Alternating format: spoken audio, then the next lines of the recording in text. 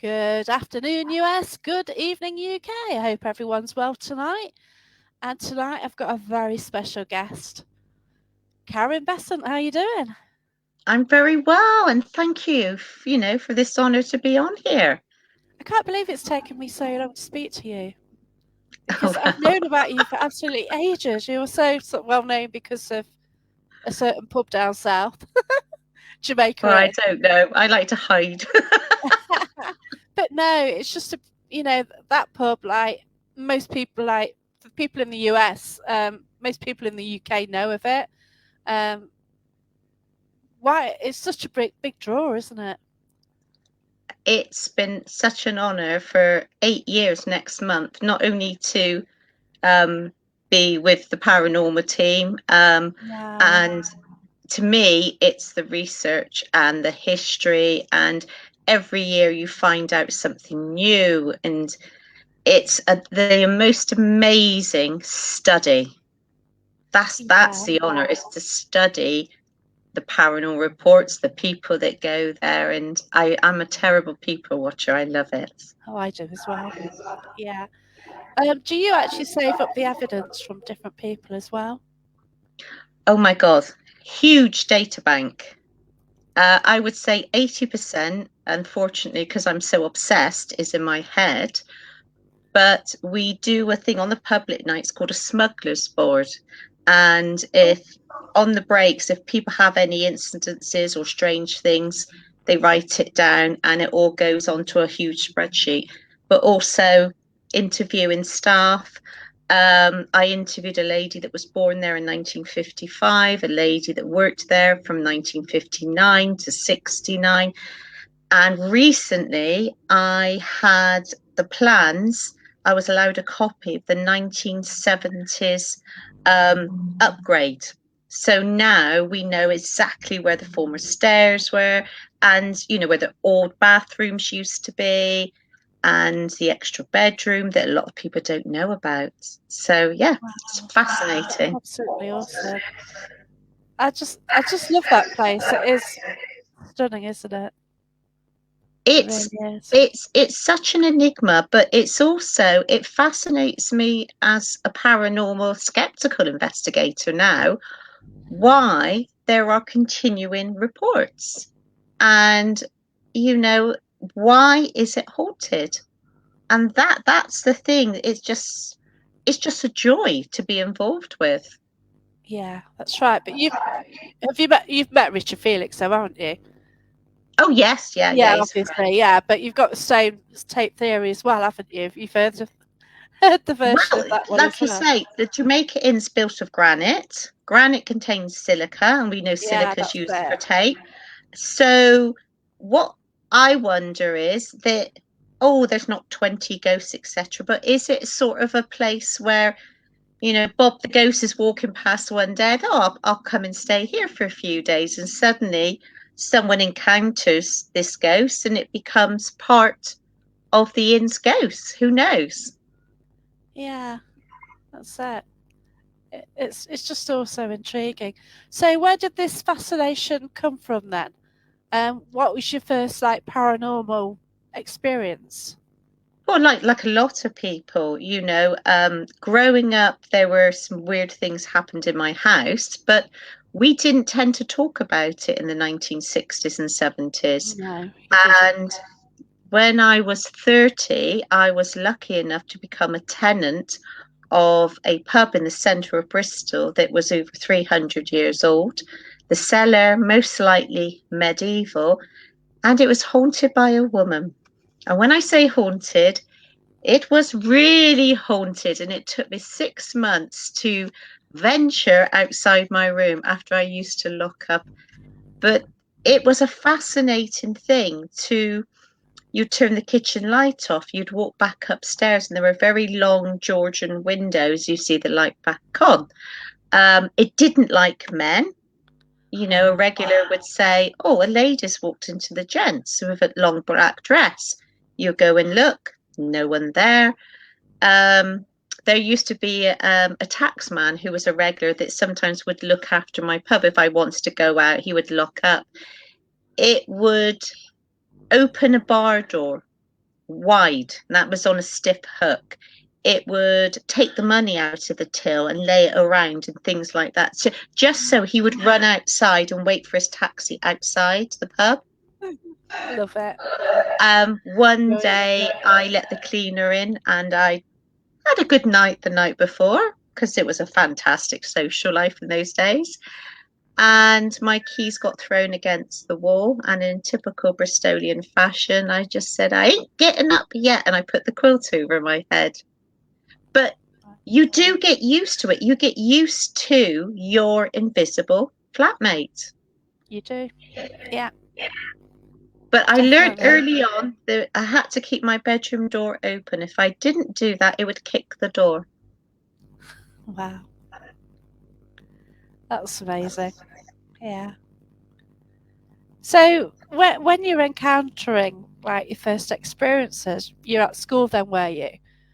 Did you keep it to Well, so I remember as a child, I read ghost stories under the yeah. covers with a torch. And I remember my bedroom door was always open. I can remember someone walking up the stairs, and it was a 1965 built council terrace house, my parents' house. But the footsteps never got to the top of the stairs. Oh wow. And I remember lying, I mean, don't say that place is haunted. It's just it was very, very unusual things. And we had a dog when I was 14. And sometimes it would lie on the end of the bed, completely obsessed at staring at something at the ceiling. And it didn't just growl, it was the full guttural, the shackles all up from the back right up to the neck. And it didn't like something. So, Yeah.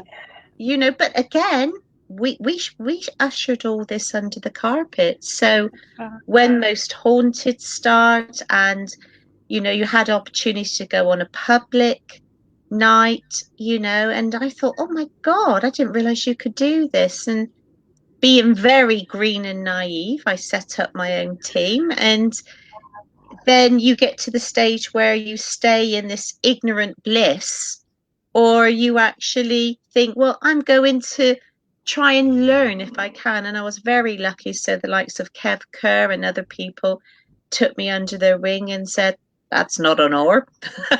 wow. Yeah. Yeah, we Yeah, all did that. yeah, it's exactly. And you know, you still learn something new every week. I That's wish right. I had the brain of an engineer. The only thing that I seem to do well, I love my history. I always have done. And this has ignited the passion doing the paranormal. It's fantastic. What did your parents do then? Did they just totally ignore it and did you ever speak about it? No, Never. never, No. never said anything. I So remember my father, we'd gone away to Amsterdam. There was a big coach load of us. He stayed one night in my pub, heard footsteps up in the function room, and never stayed again. wow. Never said why. No, he just said, stuff that. Oh, Because he used to okay. do the cellar for me, and you would get tripped up, but couldn't see what you were tripped up by. Yeah, I get you. Yeah. Oh, So that's so cool. like I say, you get used to it. Yeah, that's it. So your team then, how did you first start? What did you have kit Oh, wise? it was just Dowsing rods? friends going out, start off with the local pub, etc. And then, again, you sort of widen your circle, and as in life, people come and go within that Oh, they circle. definitely do. Yeah. And obviously, with the paranormal, that sometimes you fall out with people, you fall back in. Um, but it's a growing curve, and I think it happens to all of us. And I think now, years later, I'm just more laid back, and I just like to get on with everyone. Life's too short. Yeah. That's the thing about paranormal. It's very up and down community, isn't it? There's, Exactly. but it is one of them. Whether it's because like working with spirit, everything's quite intense, and you actually have to trust people really quickly. Mm, You are going I to these dark, cold places on your own, sometimes with dodgy floors, and you are trusting your life and put it in these people's hands, aren't you? yes. And the other thing as well, being with total strangers in the dark, I'm lucky at 57, I don't even get a wolf whistle, let alone Oh, anything else anymore. So I am totally safe in that environment. yes, so am I. Even the ghosts don't do anything. No, they don't with me either. That's the point. Now I know. They prefer, yeah, prefer somebody better. Yeah, yeah, that's it. I never get touched or anything. But yeah, that's not a problem though at all. But yeah, yeah, because Yeah, like yeah, I go on investigations. People go, oh, something's touched me there, something's touched me there. Well, very rarely, I've kind of picked it's things up like that, but exactly, not. But yeah, you some know. people like every single time. Oh yeah, that's just done that. I'm like, yeah, okay. I always say that if I stay in a haunted room, no matter where I go, I swear I heard screams and running footsteps when I get undressed. So I scare my husband and I scare the ghosts as well. Yeah, but usually wrapped up well anyway. On these Oh, investigations, thank God. Even though they do see my legs, because I tend to wear shorts in summer. oh, I would So, not have flicked my legs onto the public view anymore.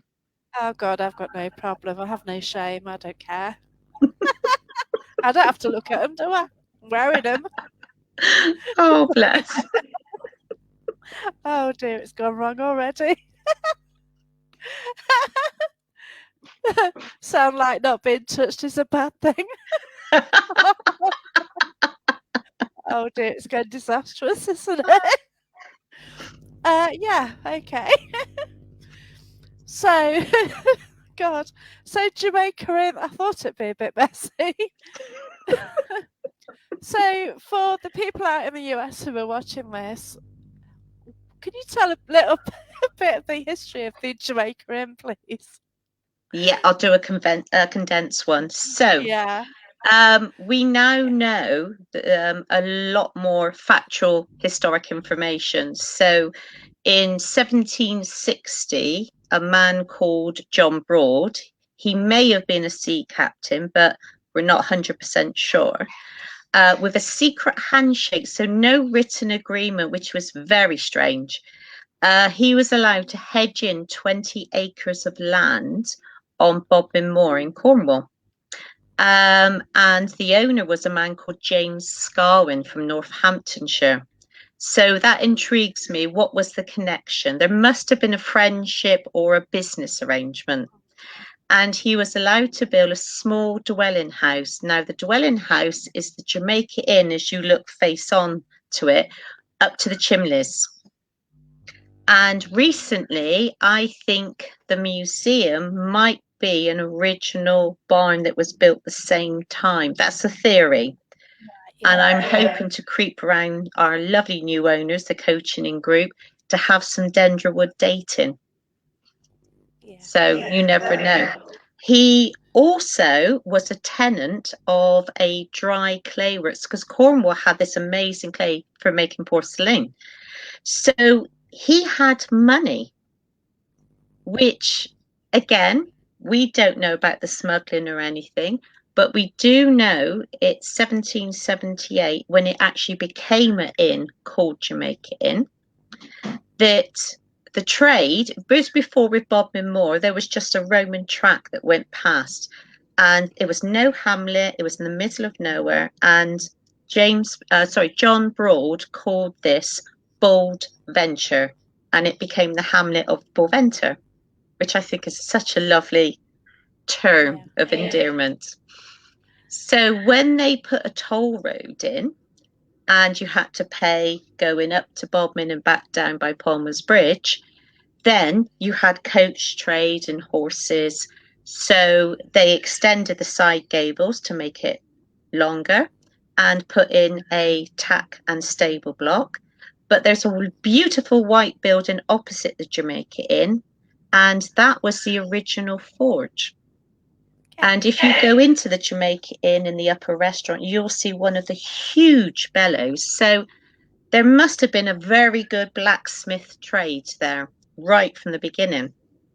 So he had two sons, James and John, and they married the Granville sisters, Mary and Frances, which again, very romantic.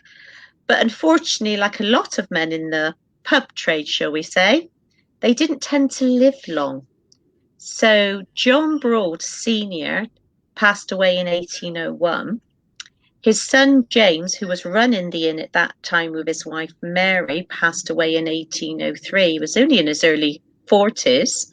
And his brother John was running a pub in nearby Altrincham. His second wife, Elizabeth, John died in 1812, and we find by 1812 that Elizabeth took over the Jamaica Inn as a single woman tenant. So you see this wonderful tenancy agreement between her. Now, there is a beautiful newspaper account of 1840 by a disgruntled guest who complains that the linen was rough. There was no decent ale because the crops had failed and the mutton was rough. Right. So it wasn't the best of places. But by 1828, when Elizabeth left, they'd gone from 20 acres to 1,565. Now, you don't get that just from having an inn. So is that the smuggling connection? Who knows? But the other thing people may not realise, the Jamaica Inn was a working farm for over 110 years as well. Wow, I never knew that.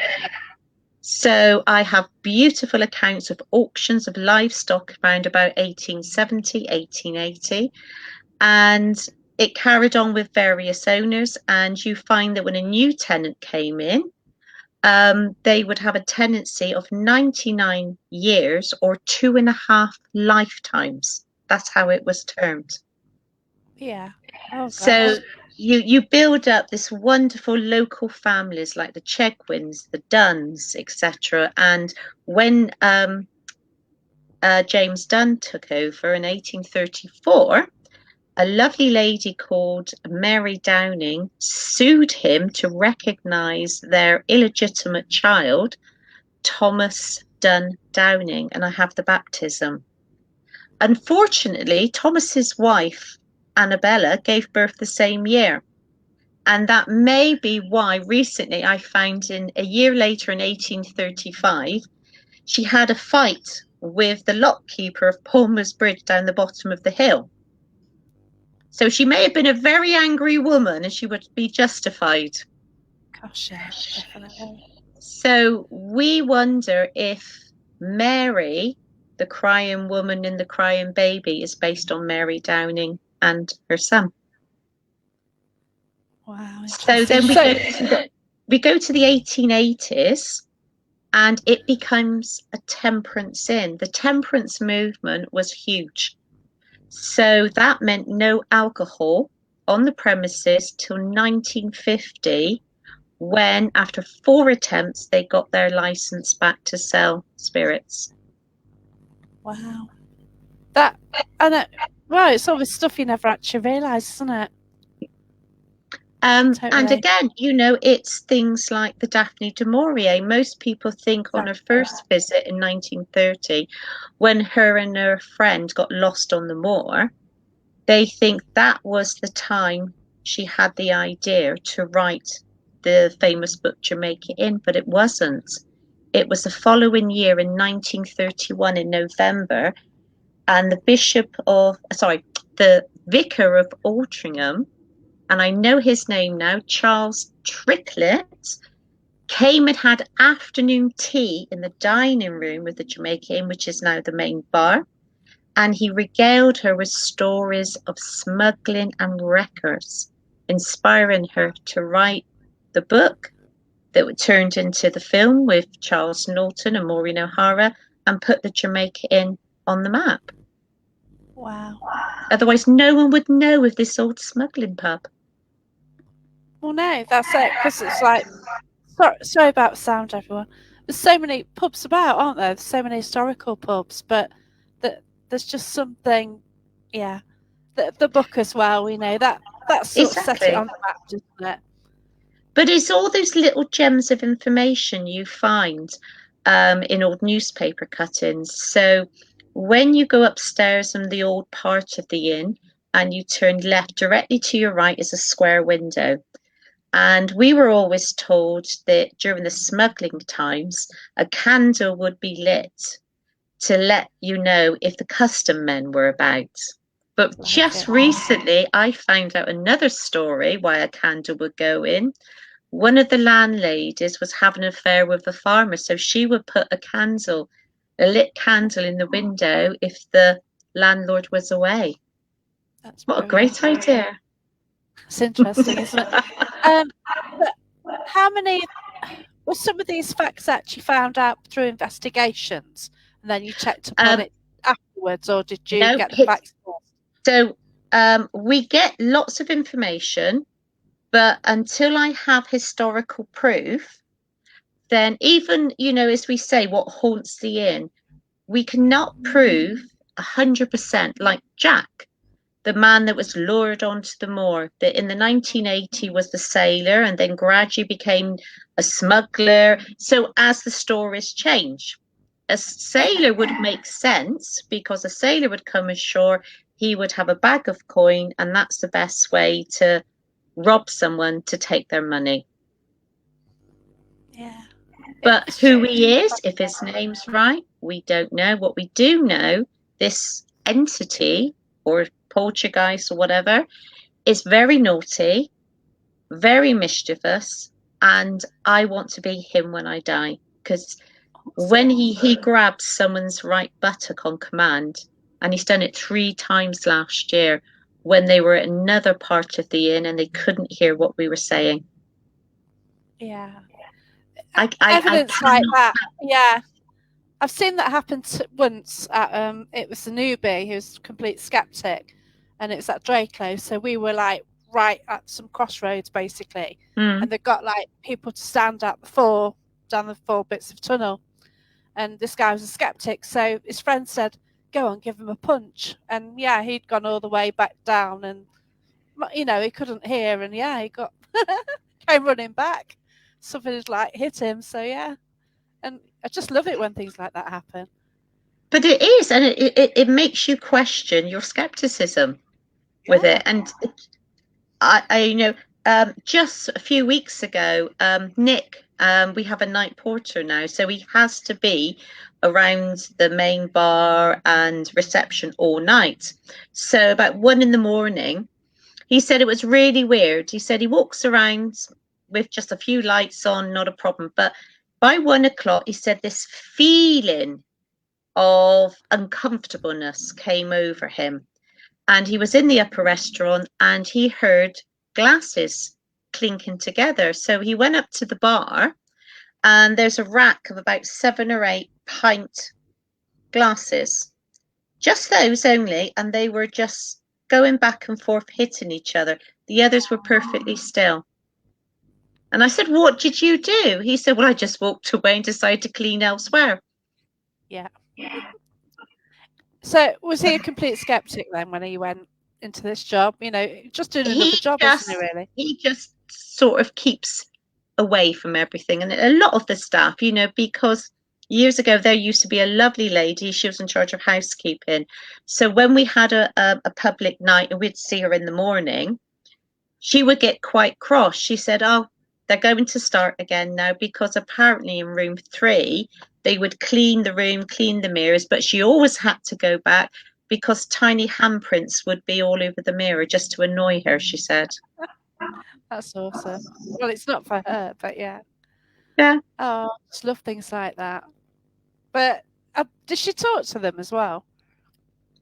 I wonder if um she went in and actually spoke, going, "Oh, you've done it again." Well, I think, yeah, like you say, when I lived with the one, you do. I remember when my coaster went missing, I picked my tea up and went to put it back down on the coaster. It'd gone, searched high and low, never saw it again. So I gave a few choice words to my invisible flatmate not to do such things. I don't know whether it had effect or not because I don't see them, unfortunately. Yeah, but not many people do see them, do they? You know, like I see them in my mind's eye. But yeah, to actually see them, that's the holy grail, isn't it? But my first ever apparition was the Jamaica Inn years before that. So Awesome. in the museum, and it was just like little shreds of image, was a girl in a dark dress with a white oversmock, so Victorian, about 7 or 8 years old, and beautiful long blonde curly hair. What I didn't know, that description has been seen for over 30 years there, and it's seen regularly. So, and the most common name that comes up is Elizabeth. Whether that is her name, I can't say hand on heart, but it seems to answer to that name. Yeah, But you that's also it. get the folklore. Hannah in room 5 didn't exist 14 years ago. Someone decided that was her name, and she's become an entity of her own. Yeah. So whether she's actually with the property or arrived at the property later? Question mark. I I think it's a name that was given, and it's not the They name. just There presumed. is a girl and a boy that's seen. I've seen the little boy in a short shadow form.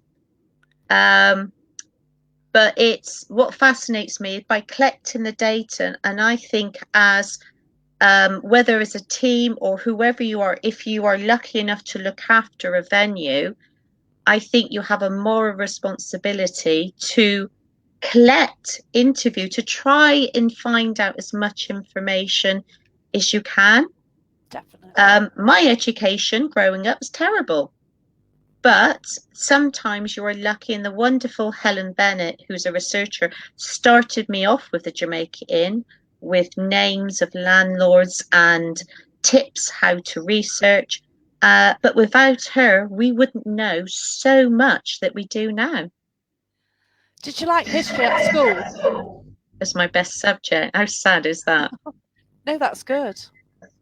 But Because at least you're doing it it's now and fascinating. looking And I'm into it. trying to learn Cornish because when you speak Cornish at the Jamaica Inn, that has effect. So my fascination now is going into different languages. I was at the Warmley Clock Tower Saturday, and a work colleague was there, and she's from one of the Russian states. So she spoke Russian and Kurdish. Bang, things happened. Yeah, So, is language a key of some sort? Also, language going back down the centuries. Um, so, if you're trying to greet someone from the 1700s, what you would say now is totally different to then. yeah, that's it. But I just love reading and finding out that sort of information. Yeah, it It's is never good. boring. No, that's it. How many people do you get taking boards there? And obviously, there's going to be the language issue, isn't there? But exactly. We had two Australian ladies about 3 years ago, and I still keep in touch with one of them. Oh, And wow. we were in the main bar, and they were talking about transportation, and um, they seemed to connect with someone who claimed he was transported but came back after 15 years. So the one lady knew her history really well, and she knew the ports where the English transportation ships came in, and she did some trick questions, and we found out the name of one of the bays, but we don't know exactly who this person was, so we can't check the transportation list to see if it's Okay. true. But again, her Australian accent was awesome. Same as when you get American accents, because people don't realize during the Second World War, just before D-Day, there were 8,000 US troops around Bodmin Moor. There were Wow. 4 million in England alone. You couldn't move for a US soldier. And supposedly, I believe it, but I would say it's 80% true, that General Patton stayed at the Jamaica Inn for 3 nights on the 22nd of June 1944, because Claude Finnimore, the landlord, claims he served him 12 eggs. Wow. Okay. And Certainly another something, right? historian from Launceston claims that our own General Montgomery went up to see him and they hated each other in real life. And why do we have a US airman the last 5, 6 years suddenly haunting the Jamaica Inn? I've had some amazing reports. Interesting. Do ghosts come and go? And we also have a modern one, a skinhead in orange jumper and blue jeans. I've got 3 reports, one from 1980 and 2 in just 2022. Interesting. Any ideas?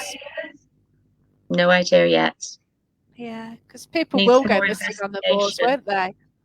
So if ghosts in life we can travel where we want, so does that mean the dead can travel where they want? Mm, So I possibly. have a friend who's a medium who claims that Jack came on an investigation at another venue we were investigating. I believe that. She said he came up to say hello. I said, well, he didn't say hello when I was down the inn the other week. So I don't Yeah, know. It would be fascinating, if you could prove it. I love it. I went to a local place called Gresley Hall, so it's got a lot of history to it. And right near the woods are quite spooky. So I got there early, Mm. went round these woods, and managed to take something from the woods up to Gresley. It's a Rastafarian. Okay. Oh, So he wow. ends up in Gresley Hall, and he overshadows a bloke, one of the guests, so much the guest had to leave just because he's speaking in a Jamaican accent and everything. And like That's he was actually brilliant. like looking at, like the spirits of Grassley Hall were like, what? And I think they could actually it blows your head away, doesn't it? But that's it. I mean, the paranormal is just not sitting there and saying tap once for yes, tap, tap twice for Oh no. God no. There's so much more to it. And, And you, there's a big group of us investigators that taking turns, I do lots of private, we did yeah. Chinningham last year. There were 20 of us, 3 days and 3 nights. And to me, it's not about the belief, it's talking to each other, debating, thinking of experiments with our different beliefs put together. And Yeah. that's what makes it so interesting as an investigator. Yeah, you just do try and come out with theories all the time, don't you? And they're just mad. And like when I talk to people who aren't into the paranormal, it's like you just have to go with this story. This is what happened. And but if you talk to an investigator, you just say, "Oh, this happened." They go, "Yeah, okay, that's cool." And but you talk to somebody who hasn't been on an event and go, "Oh yeah, we took a raster to," and they're like, huh? What? There's a ghost there, and there's a ghost there, or whatever you call them as well. That's, what do you call them? Yeah. Ghosts, spirits, whatever. I don't know. People. And I mean, I expect a lot of investigators can relate to this. We've all been somewhere we had the classic in the ear. Well, if they can do that, why can't they say, hi, John, dead 200 years, nice to meet you? I Yeah. even had in Techno Towers a few years ago, walking out on my own, I had a male voice in my ear. It's not what he said. It was a very rude word beginning with W. It was the way he said it with such fun. And I thought it was hilarious. Oh So wow. if he can do that, why can't they do more things on command, so to speak? That's what I want to know. Yeah, because so many times, like you go on an investigation, it's like, will you do this? Will you do that? And like, I used an app, and I don't know what I think about apps, but I try and do like probability. You know, some are like, we've got so many words in them that come out, but some of the words that kept coming out, like idiot and stupid and things like that. And it's like, oh, okay. Did they have an issue with the questions coming out? And then Mm, somebody says, oh, can you go up to the bear? And then on the app it says bear. Well, mm. how? What's the probability of that word coming out of all those? I don't particularly know how that app works out. It's not one I usually use. I was just doing avoidance because I don't always take part in table tipping or stuff with people I don't Yeah. know. Or I just sit at the back and just try and zone out. I think and just see what I can pick up basically. But yeah, and it's just weird, isn't it? What you can get, and oh, it's brilliant. I Eric here mhm. mentions table tipping. Now, I was actually chatting on a US radio show, straight podcast, and the guy was like just amazed at this table tipping which we do. But yeah, Oh, bless him. but it is interesting because obviously you've got to trust the people who are doing it. But it is a thing they do a lot at public events because it gives people who have never experienced anything the chance to maybe take part in something when they sort of Mm. can't do, but yeah, I've had it where the table it's like been like a Zimmer frame at one moment, then all of a sudden it's been shoved around like crazy. And you could Oh, actually feel like wow. different energy had gone on it. Whereas like if it had been, I always question like who's pushing it, who's the I've been there when people have pushed it, that's generally why I just keep away. But Yeah. there you go. But you're not going to It's waste like your with time. investigators, trust is the biggest thing. It's You know, massive, I, isn't I it? don't understand why someone would want to fake. I don't understand, because you're deluding yourself as well as others. Yeah, there's just no Um, point to it. You're going out for a reason. Well, you think you're going out, but some are going out for different reasons, aren't they? it's like the Jamaica Inn, I'm a great people watcher, and on the public nights, Oh you no. know, I always say to them that it doesn't matter on your belief, it's the effort you put in. I said, I'm very, very skeptical. I said, but if I would stand there naked on one leg to see a ghost, I would do it. The ghost would need therapy, but I would do it anyway.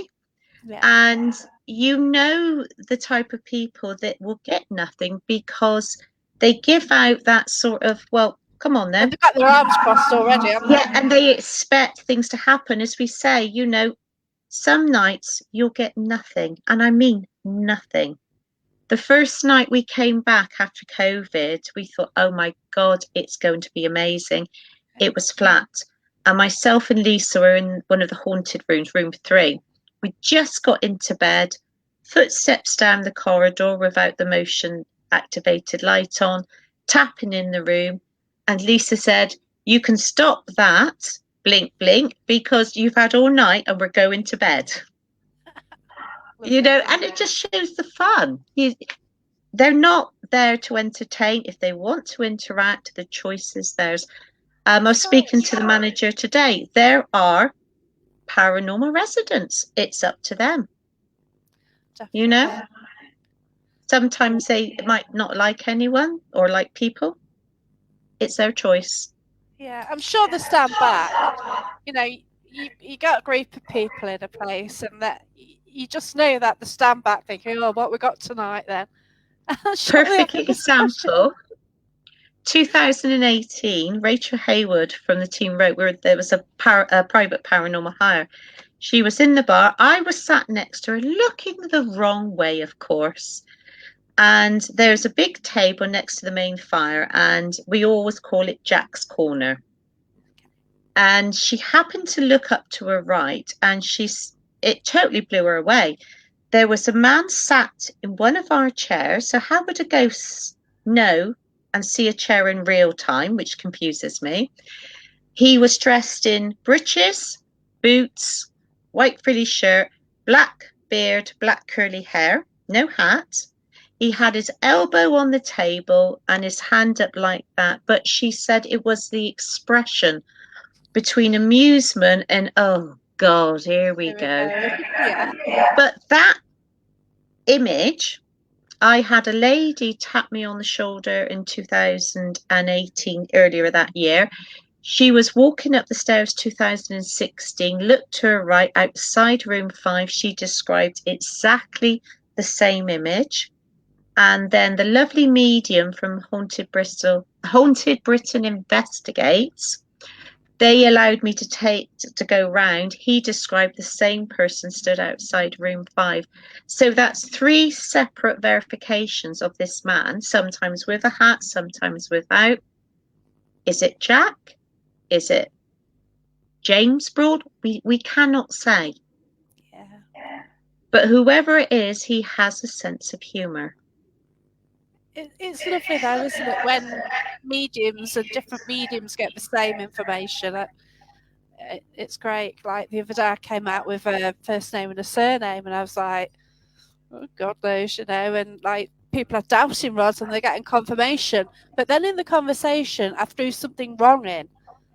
Yeah. So I was testing those, like I was getting this information, but then I said something which I knew was wrong. And the doubting rods went no. And I was like, my God, So I was really clued up that night. It was just coming through, and yeah. That's brilliant. Great. Yeah. Yeah, I know. I was quite astonished myself, to be fair. But yeah, so I'm like buzzing about that still. But yeah, mediums do come out with some great information, and I think I've got more. It's okay, like having things and getting a yes/no answer. But Mm. gosh, I want more. Everyone wants more, don't they? But it's being fed the questions to ask to get the yes as well. Mm. Because The other thing that I found ever since we dressed up at the Jamaica Inn, so Lisa, our team member, who's on a sabbatical, bless her, because she's got breast cancer. She's going to be fine, but she's out for a year. She is an amazing person, very talented. So she hand sewed a Georgian and Victorian dress from original patterns.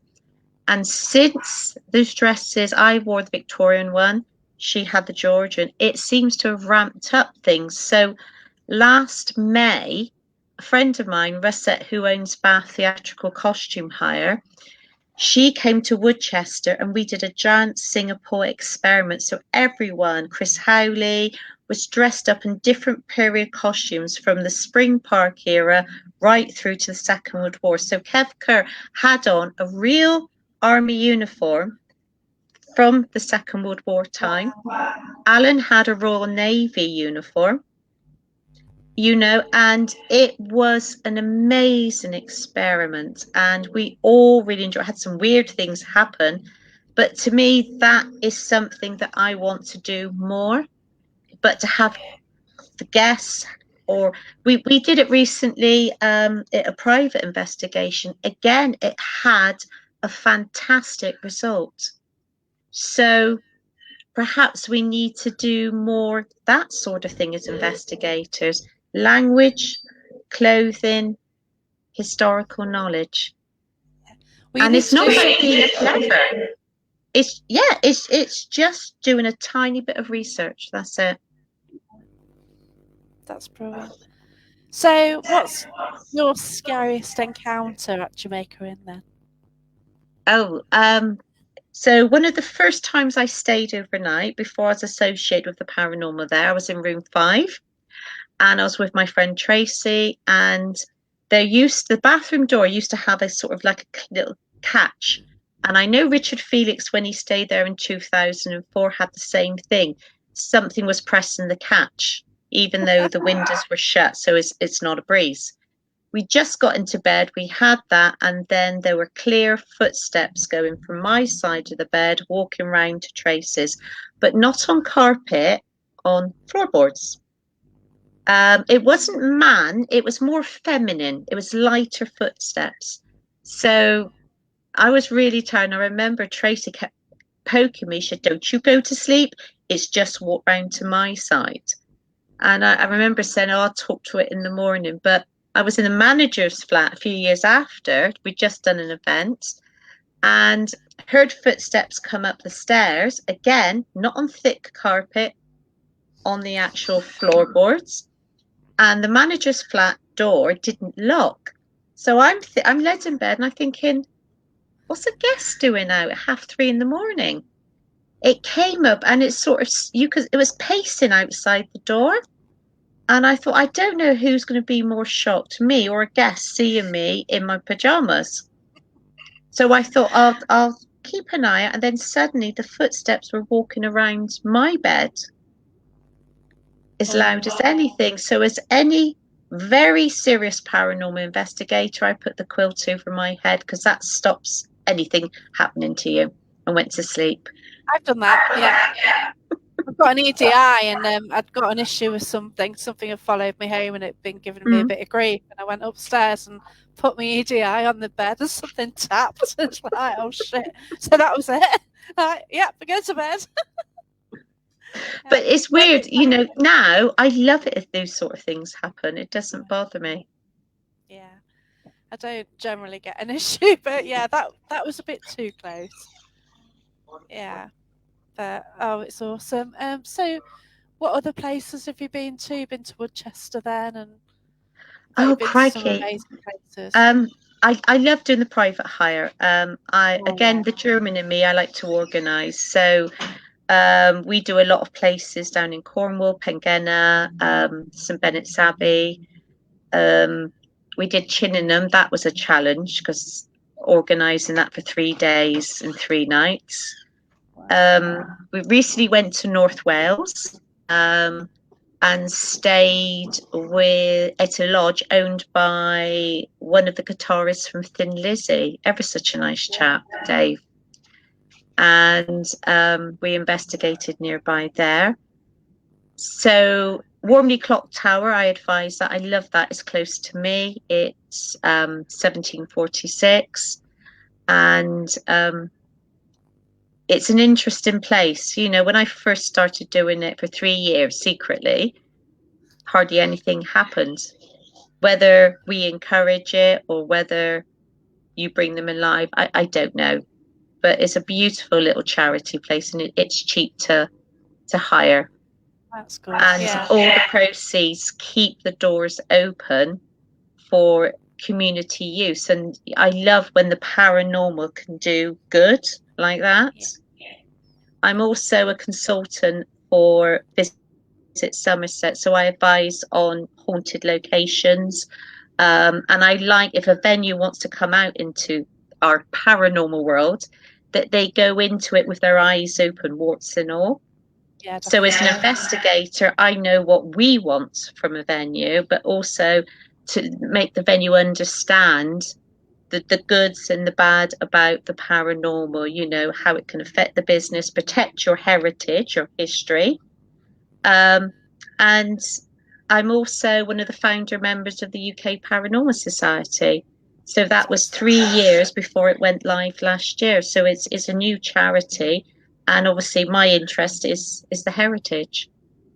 But again, I just love this, and there's a new place in Somerset in a little village that's going to come out, and I just love to advise, bring it out to the paranormal, and then off they go. That's great, because so many decent, excuse the feedback, there's been so many decent locations what we've lost, within the last couple of years, haven't there? So it's great if others are coming through. Drakelow, Sid's still a close friend, but it's like as well the Jamaica Inn. I think everyone should be able to investigate it. So that's why we do private team hires. So you have 2 choices. You can, because it's a 36-bed hotel, people don't realise it's very busy. Of course it is. We avoid the busy peak times because it's too noisy. But the only way as an investigator to do it is to take out the old block of bedrooms, do an overnight stay for 19 investigators. If you can't do that, then we organise one. So might have 3 members of one team, 5 of another, but then they get to enjoy the whole inn. That's it. And that's what you want. I don't understand just staying in a hotel room, just doing that, when you can do the whole place. Especially if you're traveling, because I'm used to traveling up and down to Cornwall, but how often 2 hours to us is nothing. Yeah, that's right. Like when I want to, I'm determined to go to Jamaica Inn, but if I do that, I want to do Bodmin Jail as well. Friday night, Saturday night, perfect. 3-4 hours drive. Well, 4 plus, and traffic. So you just want to do everything you can, and I'd be up for that. But it is, and there's more and more heritage locations coming onto the paranormal market, which is fantastic, because then if you can give something back, because as investigators we are so lucky. There's going to be some news about Wookey Hall soon. I've been helping Chris, the manager, for investigators. So I'm so excited about that. Cool. Um, but again, to have venues, I think venues should have their own history packs to protect their history. So Yeah. I advise that. And also for them to collect paranormal reports themselves. So Yes. when a team or an event company hire it, what's been experienced, it's truthful. And then they can add to it as well, what their experience is. David Golden, who looks after Dorchester Shire Hall and No Fault and now East Dorset Museum, he's a shining example of how to protect the history with the terms and conditions, but also to be friendly and go above and beyond. Yeah. That's it. And if we all come together and do this, regardless of what we believe, we make our paranormal so much nicer. Look at Yeah. me, I'm on one today. I don't mean it. Oh, lovely. Yeah, it is great when people can work together. Like my friend is co-founder of a local group, and their thing is heritage. So they go into a lot of the heritage sites. That, they've worked at it. Yeah. She actually worked for one of the heritage places, and and you get in these great locations, and I just feel Mm. so honoured being in them. You Linda know, Brooks, I've only spoken to her a couple of times. An amazing lady. Absolutely amazing. And you from afar, you see the work that some of these teams are doing, and it's absolutely lovely. And also some of the event companies, they do sterling work. yeah, that's right. So Yeah, you can't judge someone just from, you have to get to know them. yeah, And, yeah. again, it's exactly, and kindness doesn't hurt. Be kind. Yeah, that's right. I'm like a paranormal database sometimes. Carol, do you know this? Do you know that? Hang on. And I'm rushed off my feet. But again, it's so nice that you can do these things. Yeah, that's it. It is great. It really is. And yeah, the people that you meet, like Oh, I've been hiring locations and been inviting people from all around the country, and they've come, and sort of from Ellesmere Port, from Ely, and to come to sort of Nottingham way. It's just brilliant. And just to meet these people you've met on Facebook, to actually meet yeah. them in real life and investigate them, it's great, isn't it?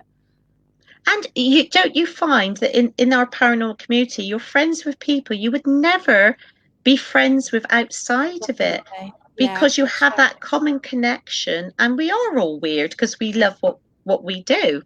Yeah. Um, but again, and I have to thank the Jamaica Inn because, myself, Lisa, Gemma, and Rachel, the team there, without the Jamaica Inn, it wouldn't have opened up some amazing doors that have been opened to me. And there's a new one, and I'm so lucky.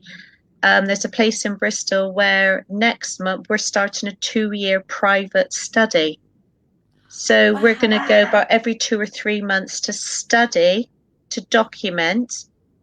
We can't make it public, but No. for me, it's a chance of a lifetime with Kev Kerr. So getting some clever people in to study, what is a ghost? Why are there hauntings? And it's the layers that is going underneath. It's not the above, it's the below. So it is, to me, an honor to do that. And I've got another one that I've been trying to organize for 2 years. I just haven't had the time. Bless you.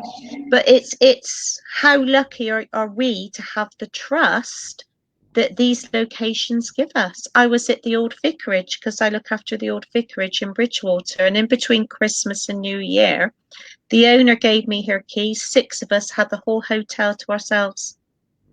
It was fabulous because Yeah, you can normally you there's can get people. that trust, can't you, from places, and it's just brilliant. Yeah, And again, there was a medium. There's me, Skeptic Meg. There's some lovely investigators from Wales, new people. Brilliant, Michelle and Steve. Fabulous. And again, because someone's been doing it, say 10, 15 years, someone's been doing it 2 years. We're all on equal footing That's right. because we learn from each other. Yeah, because somebody coming into it for 2 years, they've got a different perspective. Like you kind of get set in your ways of like Yeah. you're coming with all the ideas and things, and then I don't know, you kind of you develop And as you go along. also, But you fresh might not eyes, agree with something, but I love a good debate. And we I had a do. fantastic good night actually debating and talking about our differences with no ill feeling whatsoever. And to me, Yeah, that's the best joy. yeah. I do like sort of discussing theories.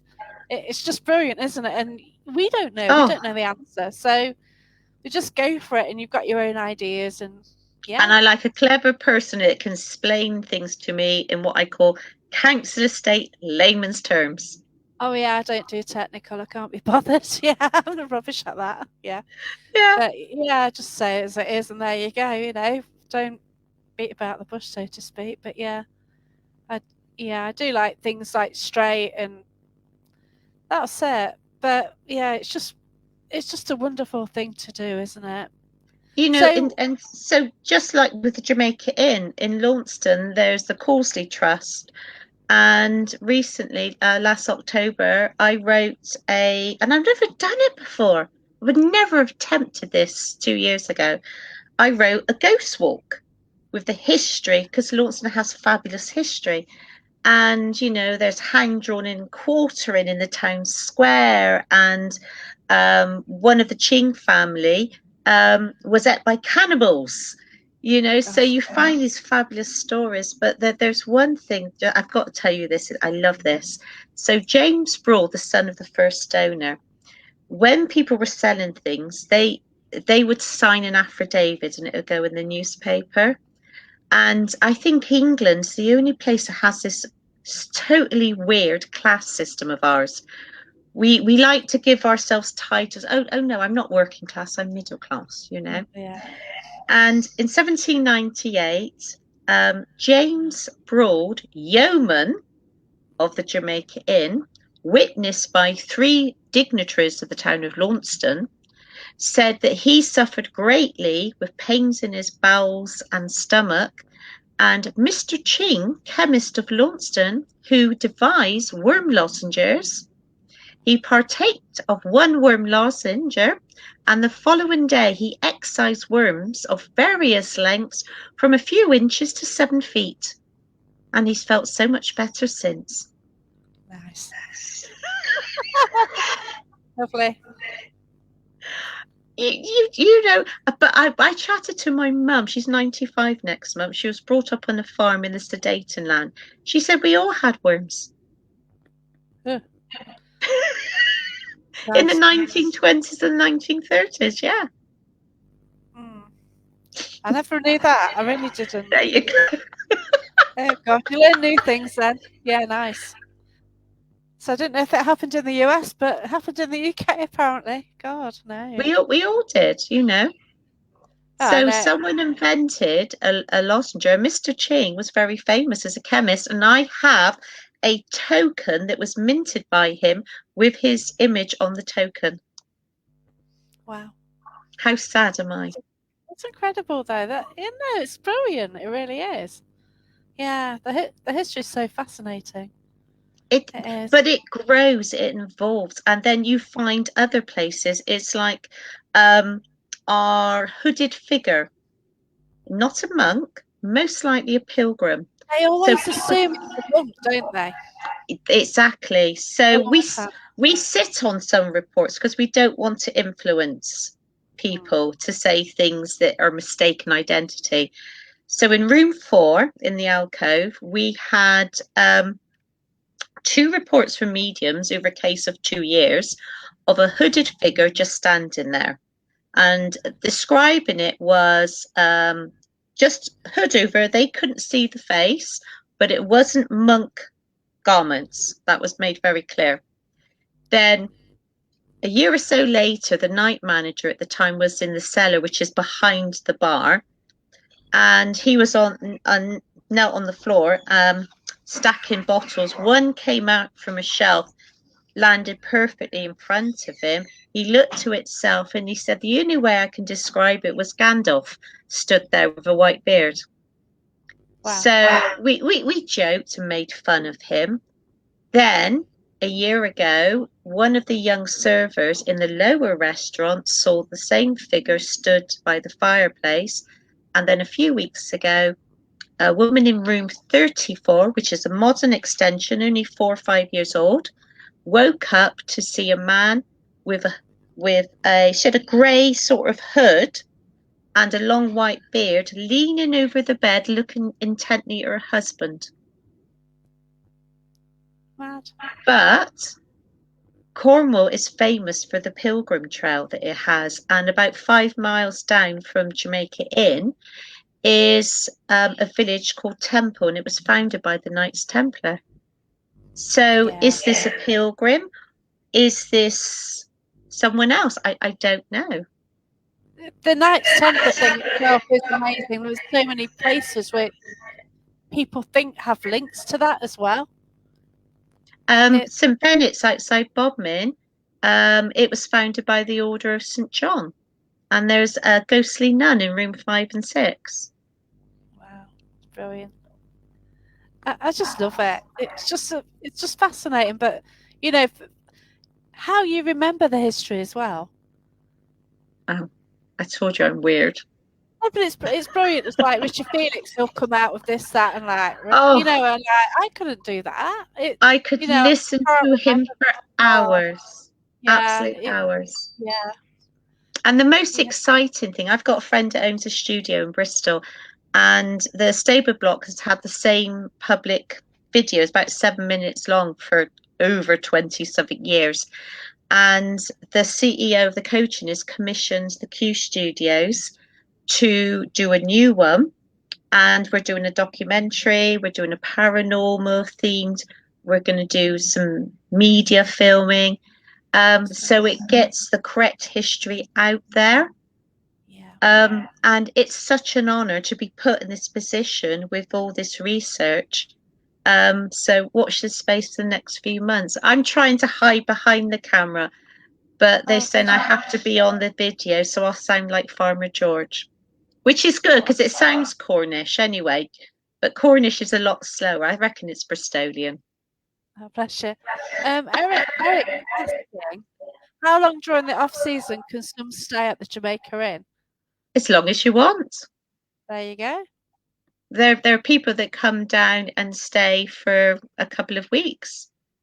Um, Yeah, like I say, it's a holiday tourist destination. So from April to the end of September, it gets really busy. So yeah, that's why we try to keep the paranormal, especially the private hire, in the quieter months, January, February, especially. yeah. It's just the roads are heaving as well, aren't they? And that's what puts me Oh, off. And with COVID, like with people staying in the UK, a lot more going camping as well. yes. I think that's why I've avoided Cornwall more recently.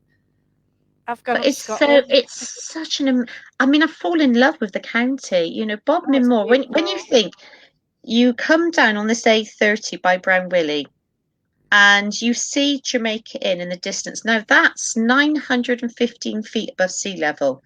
But Oh, at 6:30 in the morning, you'll get the mist around. It looks like an island floating in a white sea. oh, so It is lovely. spectacular. You imagine, you know, going back to the late 1700s, and you get this mist a lot. Yeah, How I've been to eerie that Bodmin. would have been. Yeah, when I Oh, went over Bodmin, it was all misty and creepy. Yeah, and you and you see the had the old. bogs. You've got the old works as well, the old mine shafts, and Yeah. just them You've got looming. And about 7 miles as the crow flies. You've got Davistow Airport. So, Second World War, you had the big flying fortresses flying out of there. You had a German bomber hit the side of Brown Willie Hill by the Jamaica Inn. So there are quite a few plane crashes and a helicopter crash. yeah, you've all So got yeah, that. makes But you wonder. a lot of the investigators, they always go in like trying to go for a specific area because I've been to Derby Jail, I go there, and Everyone's trying to get what happened at the jail. Well, I picked up on somebody who was at my nightclub because the buildings have had a lot of different uses. But a lot Exactly. of people just focus on the same things time and time again, I without I looking at spent the bigger picture. I spent 3 hours a couple of years ago going through all the newspaper reports and sending them to Richard. Wow. And I found a story above a story of Derby Jail because obviously the other prisons that were there.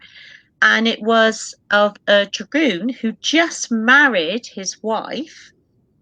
And the following morning, they're on a path, on horse, coming towards Derby.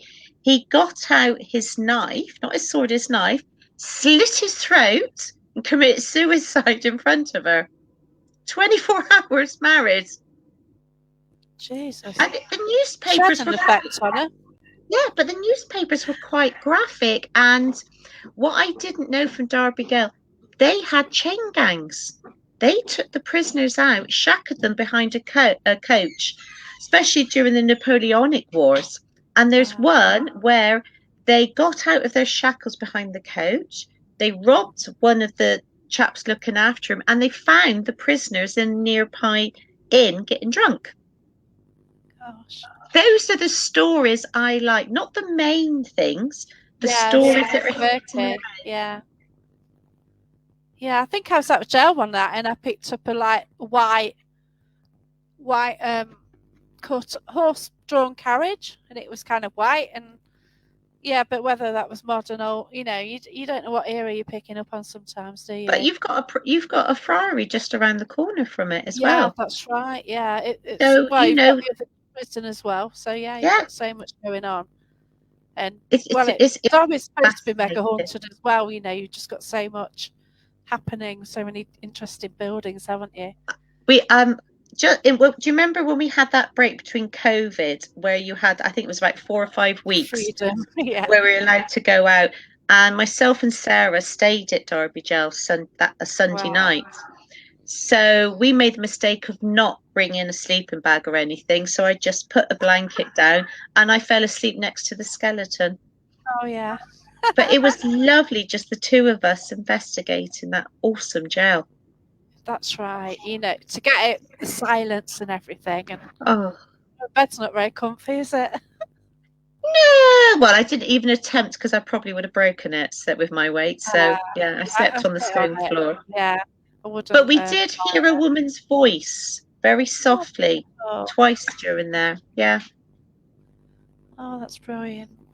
Yeah, it's just lovely what you can pick up at different places, and when you do get the stories, and sometimes you get the real life, you get the sorrow, you get happiness, and it is special, isn't it? What you do get through, it really I is. think in this country we have a wealth of such fascinating buildings, Oh, and yeah, as more open the doors, it's to me, when I stayed at Chillingham, I didn't really get anything paranormal, but I didn't care yeah, because it was such an honour to be in that castle, to live and breathe the history. yeah, And that's right. I always look at it, if something paranormal happens, it's a bonus.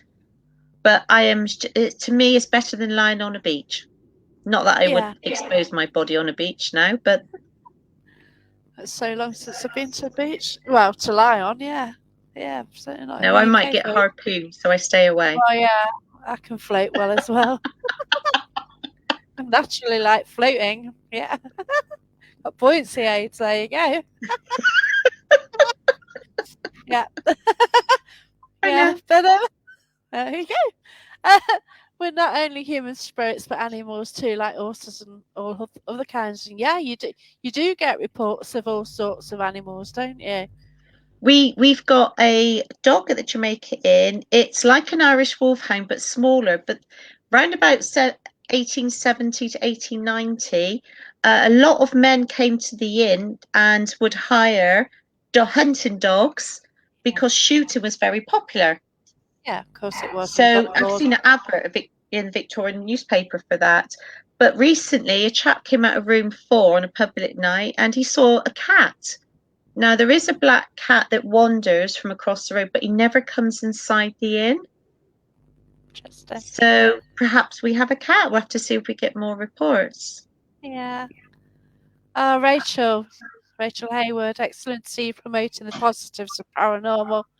The lippy looks good. There you go. Well, it's not often she sees me with makeup on. I made an effort, so. Oh, bless you. I have as well, but mine looks really pasty. But yeah, hide Oh, the behind my things we glasses. have It's to good. do. Yeah, I know. On a Monday, I don't go out anywhere, but yeah, I try and put a bit on.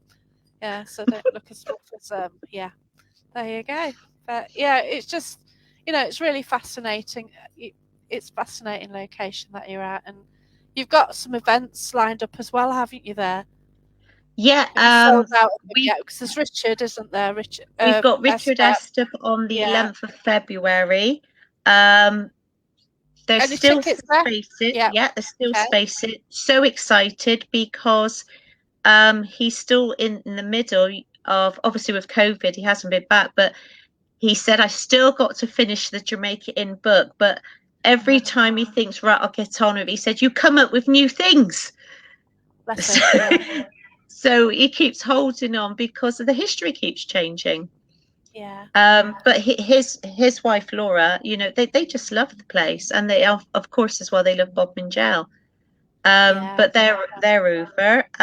We have a psychic night that is the paranormal side sold out. I think there's only a few tickets left for the psychic show, and that's with Sean Friend and Bill Nicholson. Okay. That will be fun. And I am hoping to get the lovely Dr. Kate Sherrill, but we do have her in Bristol. Now, there is a church in Bristol called the Mount Without. My friend Norman owns it. And it was a beautiful church. It goes back to medieval times. It's on a historical part of Bristol. So the history is surreal.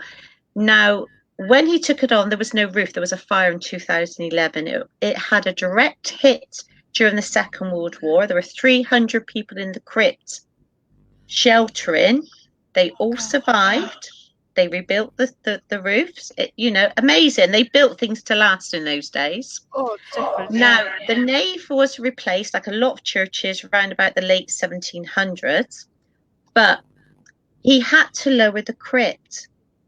And myself and Sarah were so lucky to join the archaeologist for 2 days as the crypts were opened and we had to excavate some of the bodies. Oh, And what amazing. fascinated me is if a coffin was completely dry, it was really well preserved. And these coffins were beautiful, lovely wooden coffins with beautiful studs. You had perfume bottles inside. My And God. then if you got a crypt where it was really damp, you find that the coffin came away in your hands and the bones went to like powder. So that was a great learning curve, but also, you had to be respectful. And we were lucky enough to stay in situ, others had to be moved. But there's a tombstone in the crypt, and the name is Horatio Nelson. Obviously, not the real one. So on Thursday, the 9th of February, Dr. Kate Sherrill, our lovely Kate, is doing a talk 7:30 to 8:30 on Victoria seance and funeral practices.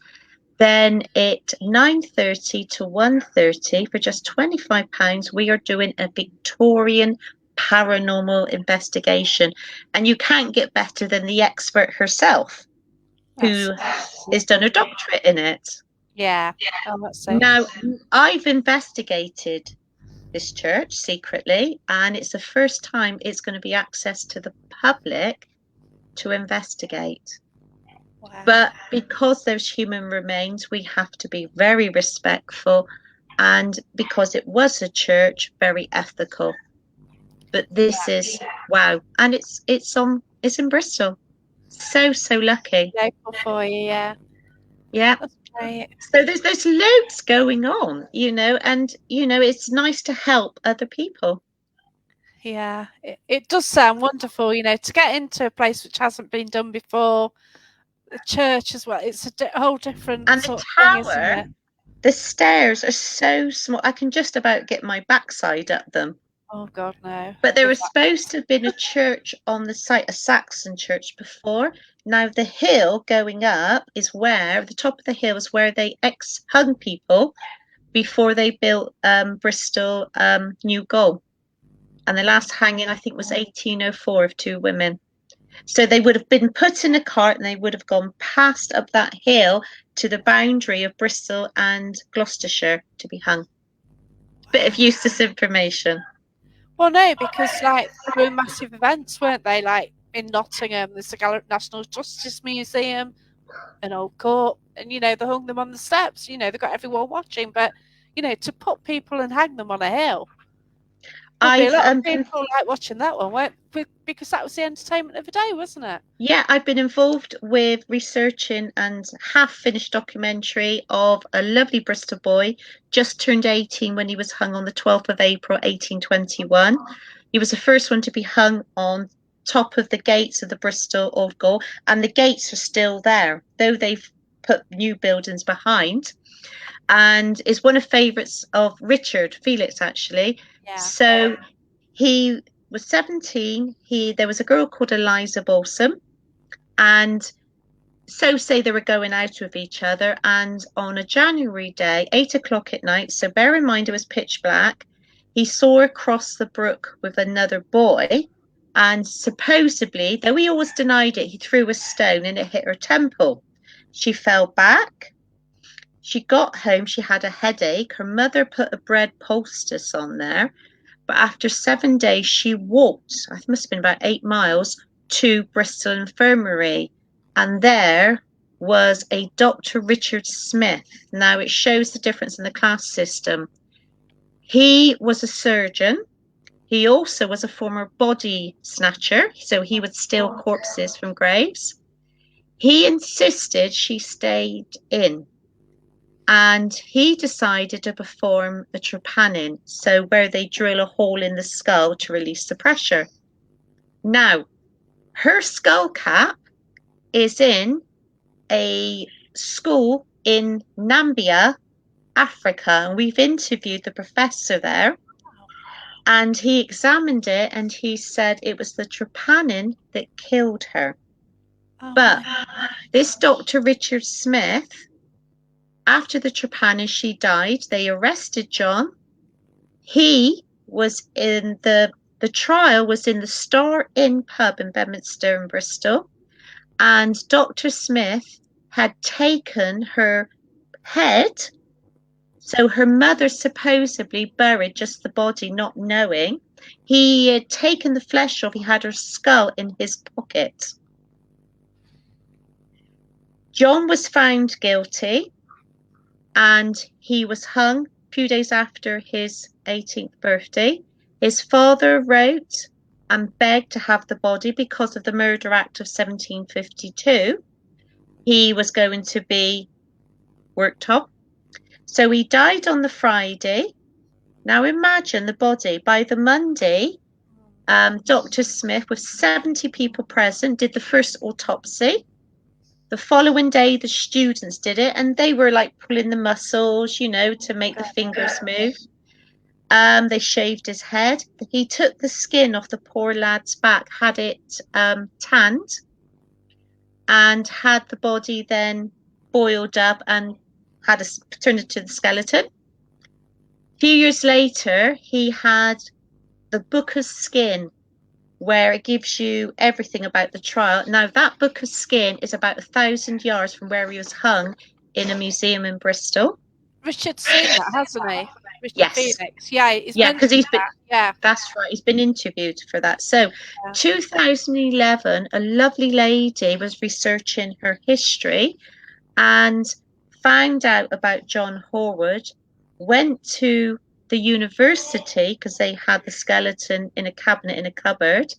They offered to just, put it in the furnace. She said no. Then a lovely man called Austin Williams offered to do a funeral based on that time.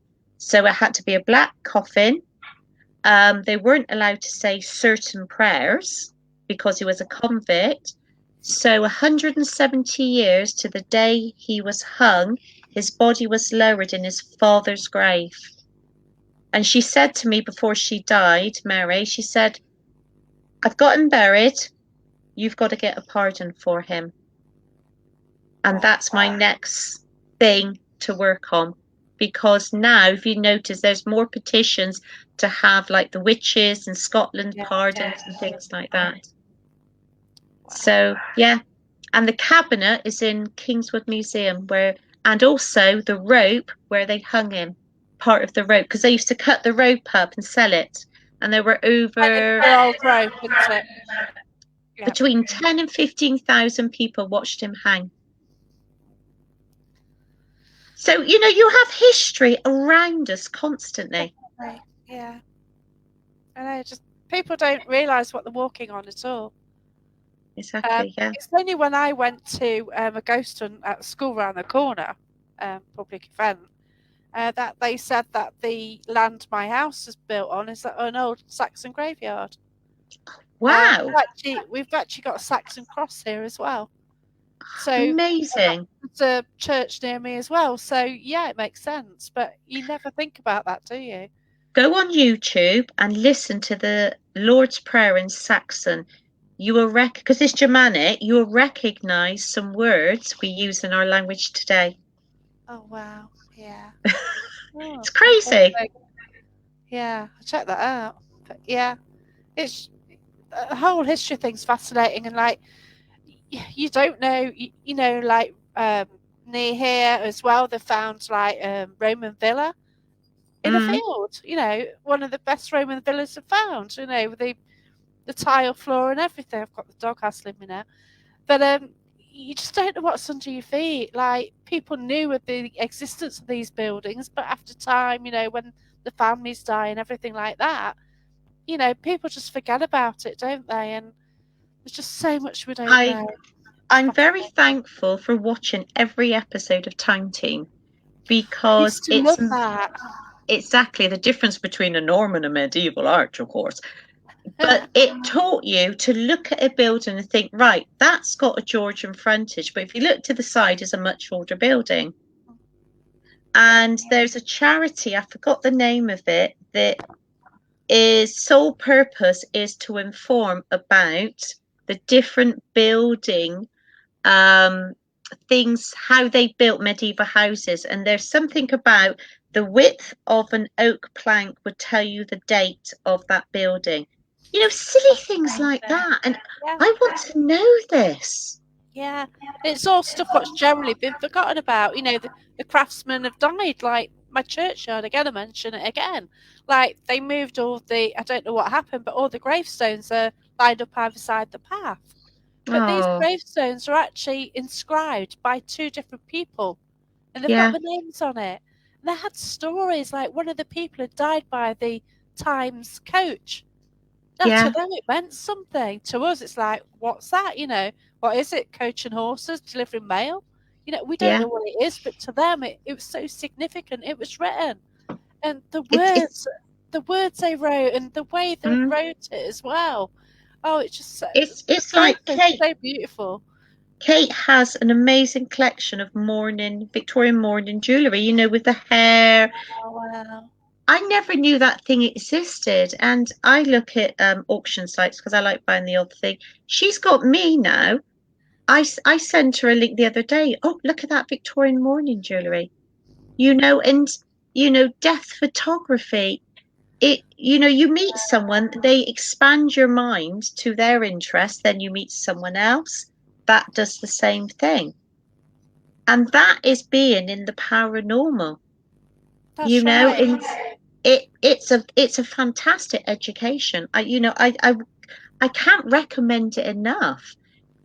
Seek each other out, get to know one another, get to learn a bit more about what's under your feet as well as around you. That's it. Because just people have just got their eyes shut half the time, haven't they? They're just looking in their phones. They don't know what's in their own town. Yeah, Like I don't actually know much of the history. Like somebody said that, I need to look into it.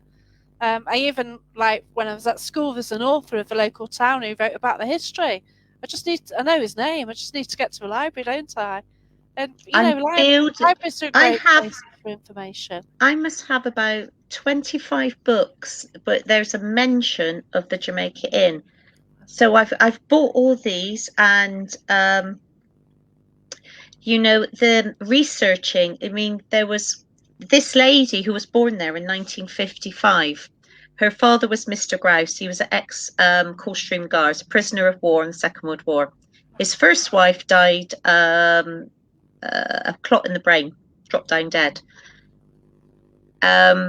His second wife was the barmaid. They had an affair. She got pregnant, and the daughter was the result. And the mother said that she loved the inn during the day. The night time, she hated it. It changed. Now, the ghosts then would go into someone's bedroom, tidy up and fold their clothing on the bed. Where's that ghost now? But it was also the stories of the pet pig that used to wander the bar. That oral history, unless it's written down, is so important. Percy the parrot supposedly died in 1999. When Alan, the former owner, extended the restaurant, they dug. There was a plaque there and everything for this parrot that had been at the Jamaica Inn a long time. They dug it up, opened the box, no feathers, no bones. So I put a plea out in the local newspaper, contacted Animal Sanctuary. They said it, they went to look at it. It was pulling his, feathers out, looking very bedraggled. Apparently swore like a trooper. And it was female, not male.